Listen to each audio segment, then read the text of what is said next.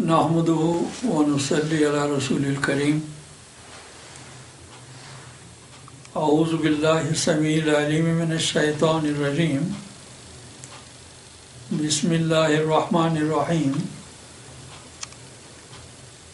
الذین ان مکناہم فی الارض اقاموا الصلاة وآتوا الزکاة وامروا بالمعروف ونہوا عن المنکر وَلِلَّهِ عَاقِبَةُ الْأُمُورِ. عصر خود را بنگر صاحب نظر، در بدن باز آفرین روح عمر. قوت از جمعیت دین مبین، دین ہمہ از مست و اخلاص و یقین.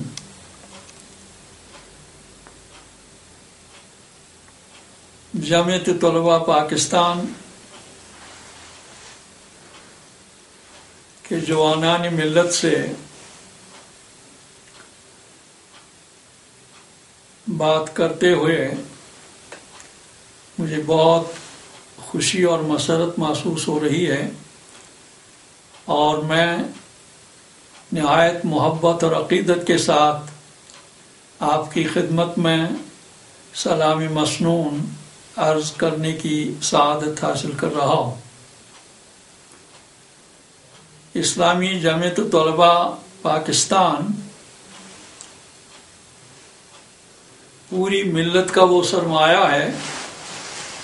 جو پاکستان کی نظریاتی اور جغرافیائی سرحدوں کی حفاظت کی امانت دار ہے،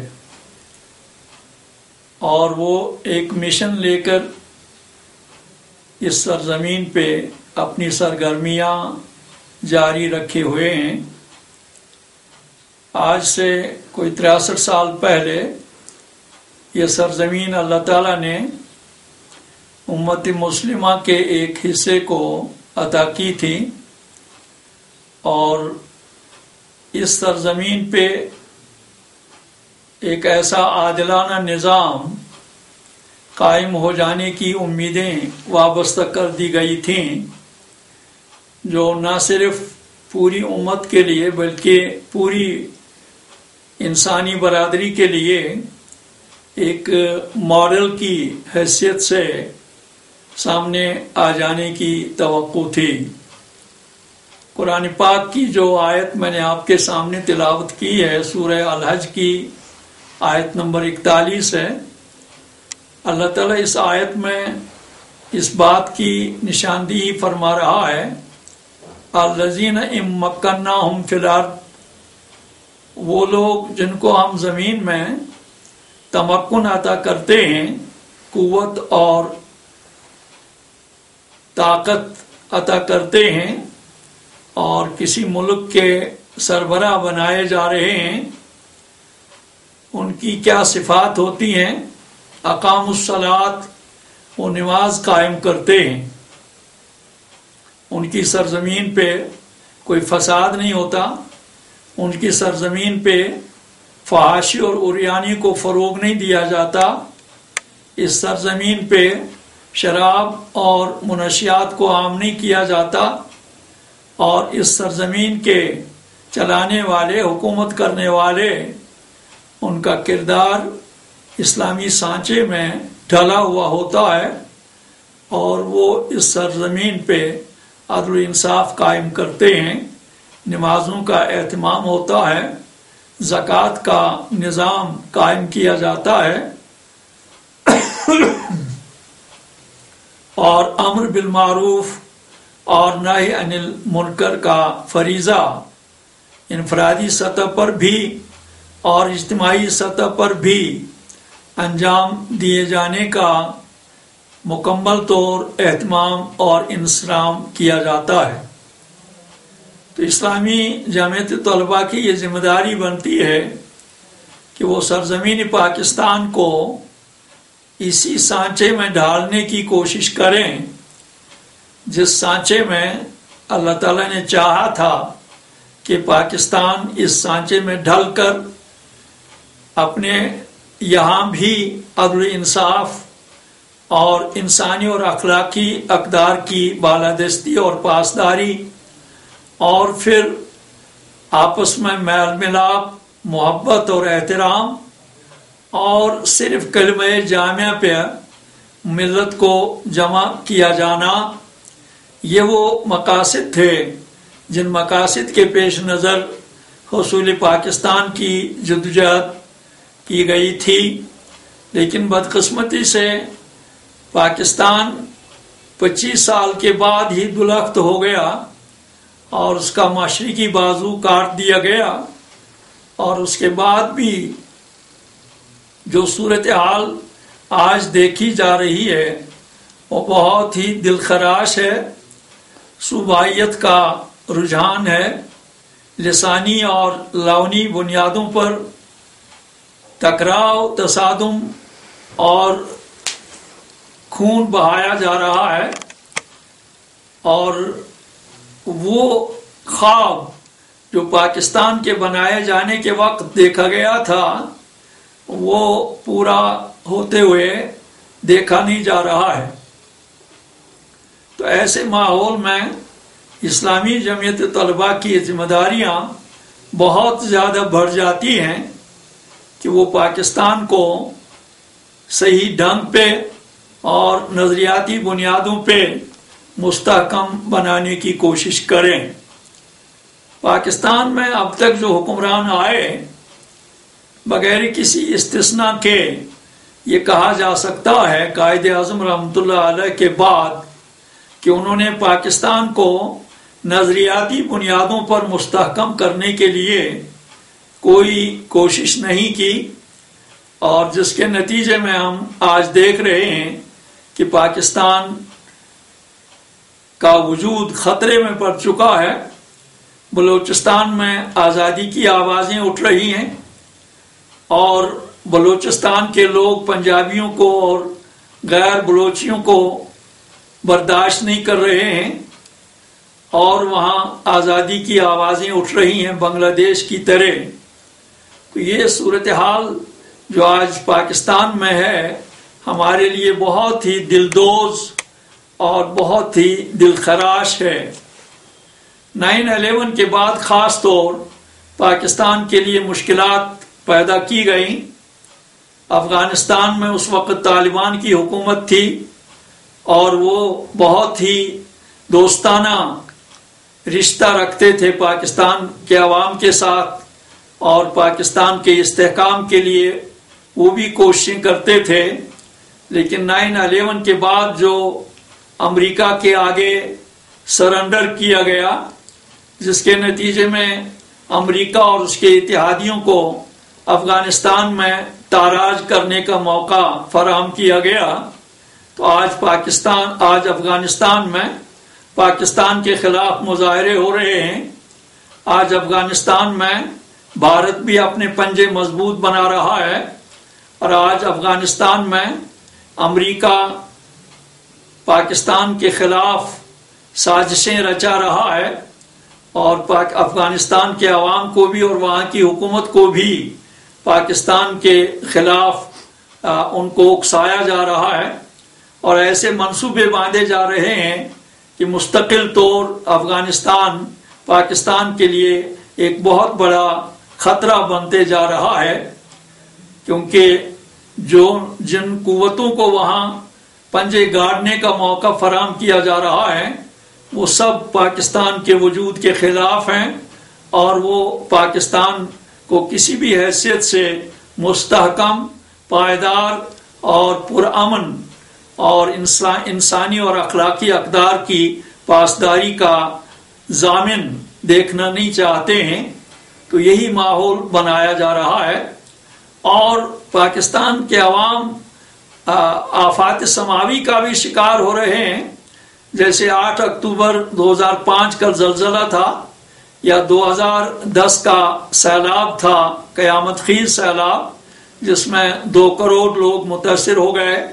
اور اب بھی ان میں سے لاکھوں بے گھر، بے در اور بے سہارا ہیں۔ اور پھر 2011 میں بھی صوبہ سندھ میں قیامت خیز سیلاب آ گیا، اور 80 لاکھ لوگ اس سے متاثر ہو گئے، تو آج وہاں لاکھوں لوگ جو انتہائی پریشان حالی میں زندگی گزار رہے ہیں، لیکن جو پاکستان کے 18 کروڑ عوام کا رول ہونا چاہیے تھا وہ دیکھنے میں نہیں آ رہا ہے۔ پاکستان کے معاشرے میں جو معاشی اونچ نیچ پیدا ہو گئی ہے، وہ اس کی بنیادی وجہ وہاں جو جاگیردارانہ نظام ہے، وہاں جو وڈیروں اور بڑے بڑے زمینداروں کا راج تاج اور انفلوئنس ہے، اور جو ان کے کاشتکار اور ان کے جو زمینیں آباد کرنے والے لوگ ہیں، ان کو اس کا صحیح جو معاوضہ ہونا چاہیے وہ نہیں مل پا رہا ہے۔ یہ بھی ایک کشمکش اور ایک تناؤ کی بنیادی وجہ ہے۔ اور پھر جو پارٹیاں وہاں برسر اقتدار ہیں، ان کے نزدیک پاکستان کے جو اصل مقاصد ہیں کہ وہاں ایک عادلانہ نظام قائم ہو جائے، اس کے ساتھ ان کی بہت کم دلچسپی ہے، اور وہ صرف اپنی کرسیوں کے بچاؤ کے لیے امریکہ کی آشیرواد کے محتاج رہتے ہیں۔ اور پاکستان کی جو آزادی اور خود مختاری ہے وہ بہت ہی متاثر ہو چکی ہے۔ پاکستان کے بارے میں سننے میں آ رہا ہے، پڑھنے میں بھی آ رہا ہے کہ وہاں امریکہ کا ڈکٹیشن چل رہا ہے، امریکہ کی وہاں بالفعل حکومت ہے، اور امریکہ کا ہی وہاں راج تاج ہے، اور امریکہ کی پالیسیوں پر ہی عمل کیا جا رہا ہے، امریکہ کے اشاروں پر ہی وہاں اندرونی نظم و نسق بھی چلایا جا رہا ہے۔ تو اسلامی جمعیت طلبہ کے سامنے یہ بہت ہی جو گمبھیر صورتحال ہے پاکستان کی، اس میں انہیں سدھار لانا ہے، اور اس کے لیے انہیں ہمتن سرگرم عمل ہو کر پاکستان میں سدھار لانے کی کوشش کرنا ہے۔ میں نہایت دردمندانہ اپیل کروں گا اسلامی جمعیت طلبہ اور پاکستان میں جو دین پسند تحریکیں ہیں، جن کے پیش نظر دین کا ایک جامع تصور ہے، اور جو دین کو ایک نظام زندگی کی حیثیت سے تسلیم کرتے ہیں، ان کی بہت بڑی ذمہ داریاں ہیں کہ وہ پاکستان کے عوام تک پہنچنے کی کوشش کریں۔ وہ پاکستان میں جگہ جگہ تعلیمی ادارے کھولیں، جگہ جگہ پاکستان میں کریکٹر بنانے کی کوششیں ہوں، اور ہماری بیٹیاں، ہمارے بیٹے، ان میں اسلامی کردار پیدا کرنے کی کوشش کی جائے، اسلامی اخوت کی قدروں کو فروغ دیا جائے، اور دین کی بنیادوں پر وہاں لوگوں کو مجتمع کیا جائے۔ یہ صوبائیت اور علاقائیت اور نسلی اور لونی اختلافات جو وہاں ابھر رہے ہیں، ان کو ہر حال میں پست کیا جانا چاہیے، اور ان سے پاکستان کو بچائے جانے کی کوششوں میں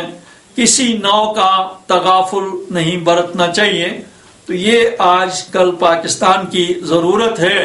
کہ وہ امریکہ کے چنگل سے آزاد ہو جائے، اور افغانستان کو بھی امریکہ کی بالادستی سے نجات دلانے میں مدد کرے، اور جو پاکستان میں تحریک طالبان کے نام سے جو تنظیم وہاں کام کر رہی ہے، ان کی جو کارروائیاں اور ان کے جو اقدامات اور ان کی جو حرکتیں اخبارات کے ذریعے اور ذرائع ابلاغ کے ذریعے ہمارے سامنے آ رہی ہیں، وہ اس ٹہنی کو کاٹ رہے ہیں جس ٹہنی پہ وہ خود بیٹھے ہوئے ہیں۔ میں ان سے جمعیت الطلباء کے واسطے سے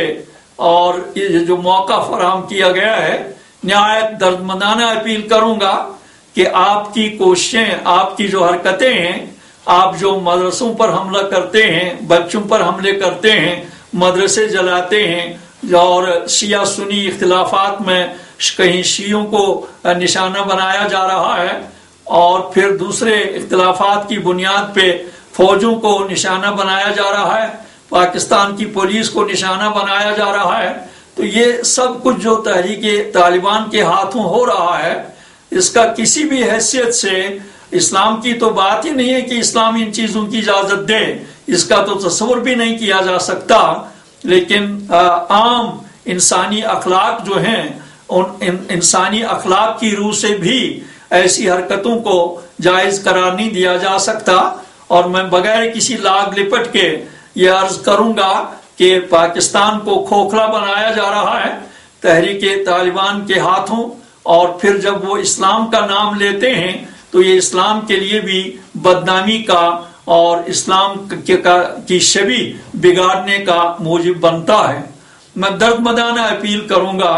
تحریک طالبان پاکستان سے کہ آپ پاکستان کے استحکام کے لیے کام کریں۔ پاکستان کا جو انتظامیہ ہے اس کے بارے میں آپ کی شکایتیں ہو سکتی ہیں، پاکستان میں جو اخلاقی بالادستی ہونی چاہیے اس کے بارے میں آپ کی شکایتیں ہو سکتی ہیں، پاکستان کی حکومت میں کمزوریاں ہو سکتی ہیں، اور وہاں جو سیاسی قیادت ہے ان کی جو ذہنی سوچ ہے اس کے بارے میں آپ کے اختلافات ہو سکتے ہیں، ان سے انکار نہیں، لیکن یہ جو علاج آپ کر رہے ہیں کہ بھئی طاقت کے ذریعے یہاں آپ اس سدھار کریں، یہ غیر اسلامی طریقہ ہے، اور پاکستان کے لیے اس کو کسی بھی حیثیت سے جائز قرار نہیں دیا جا سکتا ہے۔ پاکستان میں آپ دعوتی کام کریں، پاکستان کے عوام تک پہنچیں، پاکستان کے ہر فرد تک پہنچیں، پاکستان کی ہر بستی تک پہنچیں، اور ان کو قرآن اور سنت کی تعلیمات کی طرف متوجہ کریں، ان میں اسلامی کردار پیدا کرنے کی کوشش کریں، پاکستان کی حکومت کو بھی ایڈریس کریں، ان سے بھی کہیں کہ آپ کو ایک مقدس اسلامی جمہوریہ کے ضامن بنائے گئے ہیں، آپ کو اقتدار ملا ہے ایک اسلامی مملکت کا، تو آپ کو اس کے تقاضے پورے کرنے چاہیے، آپ کو اس بارے میں کوئی غفلت نہیں برتنی چاہیے۔ یہ سب کچھ آپ کر سکتے ہیں دعوت و تبلیغ کے ذریعے، افہام و تفہیم کے ذریعے، دل سوزی کے ساتھ، اور اسلام اور امت مسلمہ کے ساتھ محبت رکھتے ہوئے یہ کام آپ کے لیے فرض بنتا ہے۔ لیکن طاقت کے ذریعے جو آپ وہاں یہ نسل کشی کر رہے ہیں اور اپنے بھائیوں کا خون بہا رہے ہیں، برادر کشی کا ماحول بنا رہے ہیں، اس کی کسی حال میں اجازت نہیں، اسلام اجازت نہیں دیتا ہے۔ تو میں خصوصیت کے ساتھ اسلامی جمعیت طلباء کا دل کی گہرائیوں کے ساتھ شکر گزار ہوں کہ انہوں نے اس مرحلے پہ جبکہ ان کا اجتماع ہو رہا ہے مجھے بات کرنے کا موقع دیا، اور ہم پاکستان کا استحکام چاہتے ہیں۔ جب پاکستان مستحکم ہوگا، پاکستان مضبوط ہوگا، پاکستان میں آپسی برادری قائم ہوگی، اور پاکستان میں انسانی اور اخلاقی اقدار کا بول بالا ہوگا، تو آپ جموں کشمیر کے مظلوم لوگوں کی بھی مدد کر سکتے ہیں جو بھارت کے پنجے استبداد میں جکڑے جا چکے ہیں۔ گزشتہ 63 سال سے ہمارے یہاں 6 لاکھ جانوں کی قربانیاں دی جا چکی ہیں، اور اب بھی ہمارے لوگ جیلوں میں سڑائے جا رہے ہیں، ہماری عزتیں اور عصمتیں لوٹی جا رہی ہیں، ہماری بستیاں اجاڑی جا رہی ہیں، ہمارے جوانوں کو انٹروگیشن سینٹروں میں لے جا کر سر ان کے بل لٹکایا جاتا ہے، ان کے جسموں پہ رولر پھیرے جاتے ہیں، ان کو جلتے ہوئے سٹوہوں پہ جلایا جاتا ہے، ان کے جسموں میں لوہے کی سلاخیں تک داخل کر دی جاتی ہیں، ہمارے ٹین ایجرز کو پبلک سیفٹی ایکٹ کے تحت گرفتار کر کے جموں کی جیلوں میں بھیجا جا رہا ہے، جہاں جموں جیلوں کا ایڈمنسٹریشن ان کے ساتھ بدترین کرمنل سلوک کر رہے ہیں، اور پھر یہاں جو جانیں ہماری چھینی جا رہی ہیں۔ 2008 سے ہم پرامن طریقے پہ سڑکوں پر آ رہے ہیں، ہم پر گولیاں چلائی جا رہی ہیں، اشکاور گیس کے گولے پھینکے جا رہے ہیں، لاٹھی چارج کیا جاتا ہے، پھر گرفتاریوں کا سلسلہ ہے۔ خاص طور جو ہماری پارٹی تحریک حریت ہے، جس کا ہم نے 7 اگست 2004 کو جس کو ہم نے منصع شہود پر لایا تھا، اس پارٹی کو خاص طور بھارتی حکومت اور بھارتی فوج اور یہاں کی پولیس اور یہاں کی انتظامیہ نشانہ بنا رہی ہے۔ اس کی بنیادی وجہ یہ ہے کہ ہم آزادی برائے اسلام کا نعرہ دیتے ہیں. ہم آزادی سیکولرزم کے لیے نہیں چاہتے، ہم آزادی لبرلزم اور کمیونزم اور سوشلزم اور کیپٹلزم کے لیے نہیں چاہتے. ہم یہ نہیں چاہتے کہ آزاد ہو کر صرف شراب پلانے والے ہاتھ بدل جائیں، بلکہ ہماری آزادی کی منزل متعین اور مقرر ہے، اور وہ یہ ہے کہ بھارت کے فوجی تسلط سے آزاد ہو کر ہم یہاں اسلام کا عادلانہ نظام قائم کریں.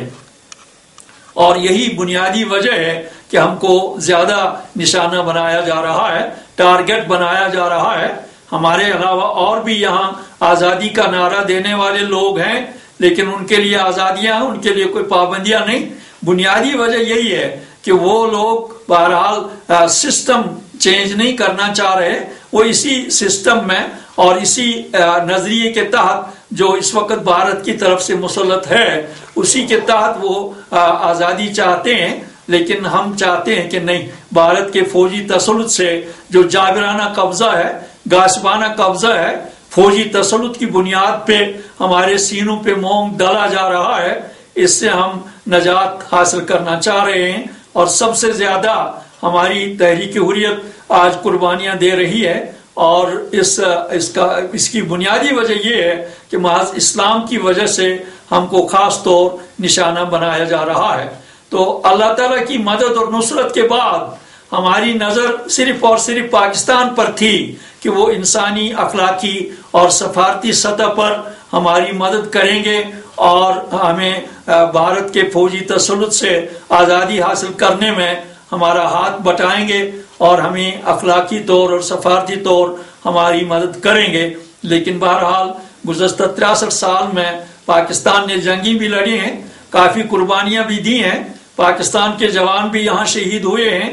افغانستان کے بھی، سوڈان کے بھی، بحرین کے بھی، سعودیہ کے بھی اور دوسرے ملکوں کے بھی. لیکن بہرحال ابھی تک ہم بھارت کے فوجی پنجے سے، استبداد سے نجات حاصل کرنے میں کامیاب نہیں ہو پا رہے ہیں. اور اس کی ایک بنیادی وجہ کہ پاکستان میں بھی جموں کشمیر کے بارے میں پالیسی میں استحکام نہیں رہا. کبھی 4 نکاتی فارمولہ پیش کیا گیا، کبھی کہا گیا کہ آئندہ نسلوں پر جموں کشمیر کا مسئلہ چھوڑ دیا جائے. لیکن بہرحال جو دینی تنظیمیں وہاں ہیں اور خاص طور جمعیت الطلباء پاکستان، ان کے ساتھ ہماری امیدیں وابستہ ہیں. اللہ تعالیٰ کی مدد اور نصرت کے بعد سب سے بڑا سہارا ہمارے لیے صرف اللہ تعالیٰ کی ذات اقدس ہے، اور وہ ہمارے لیے انشاءاللہ ماحول پیدا کرے گا، حالات بدلے گا انشاءاللہ ہمارے حق میں. لیکن پاکستان پر بہت زیادہ ذمہ داریاں عائد ہوتی ہیں اس ضمن میں کہ وہ جموں کشمیر کے مظلوم عوام کو جو بھارت کے قبضے میں ہیں ان کی آزادی کے لیے اپنا حق ادا کرنے کی